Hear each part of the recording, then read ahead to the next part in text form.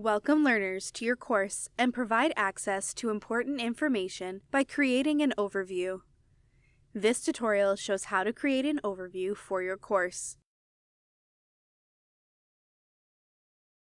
To begin, from Content, in the Table of Contents panel, click Overview. Click Add a Welcome Message, Overview, or Description. To include a welcome message as part of your overview, enter your message. When you are ready, click Update.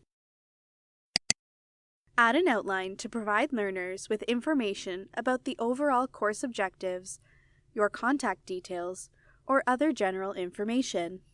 Click Add Attachment. Drag and drop the attachment onto the upload target.